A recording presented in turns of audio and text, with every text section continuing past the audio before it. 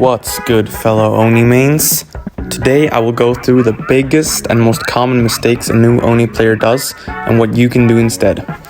Basically, how to learn how to play ONI correctly and win all your games. So, as you may know, ONI is the absolutely strongest snowball killer in the game right now. He punishes mistakes harder than most killers. He's very momentum based. And your goal is not to get one down, your goal is turning one mistake into 4. Early game. Don't greed the first hit forever. It's very important to get that initial injury on one survivor at the start of the trial.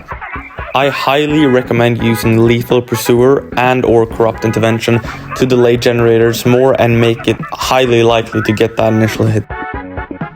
As ONI, it's always better to have 4 injuries than 1 hook and 3 healthy. You don't have to commit to one chase, and this applies to every killer in the game, especially if you're running Corrupt Intervention. That is 120 seconds of potential snowball with ONI. Most bad ONI players waste their Blood Fury by popping it instantly. Good ONI players, on the other hand, apply their Blood Fury when the pressure's already high or rising. They think ahead. We can see an example of this in this background clip right here, where I hooked Sable, got barbecue and chili, and instantly popped my Blood Fury to go after Yui, since I knew where she was. This is a very good use of my Blood Fury right here. And yes, guys, we need to talk about flicks, okay? The main thing we need to talk about is that all bad ONI players instantly hop on an extremely high sensitivity. This is inconsistent and just flashy. Lower your sense and stay there. It will help your flicking so much.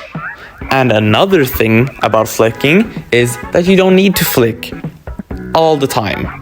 If you just learn how to go around corners with ONI instead of always trying to flick around them, you will not lose line of sight with survivors every second of your Blood Fury.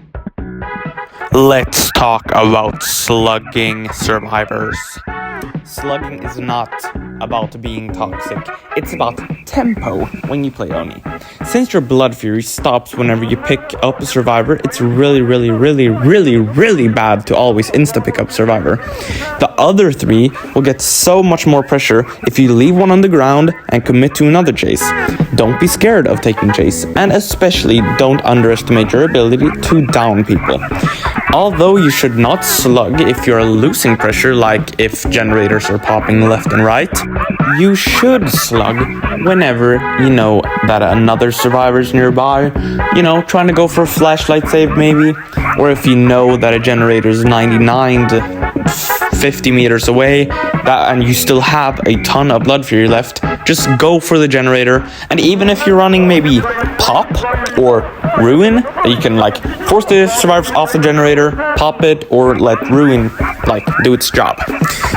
A bad slug is much worse than not getting a hook. Universal mistakes that every killer does. Overcommitting to chase. Tunneling one survivor hard all game, especially good survivor. You need to try to find the weaker links first, those who can't loop for shit. And also, wasting your power for one hit, very bad. You should avoid wasting your power as much as possible, especially on ONI, but of course that goes for any killer. Respecting pals way too much. You need to learn how the survivors think. You need to learn how to read their mind games before they do it. It sounds complicated, but once you learn it, it's much easier than you think. The only time you should really respect pallets are in a dead zone on a very weak tile, when survivors' only way out is to get a stun on you and run away. So if you wanna get better at ONI, please stop focusing on flashy clips and more on pressure management. Thank you for watching. Consider following my YouTube, Twitch, and TikTok. Love y'all. Peace.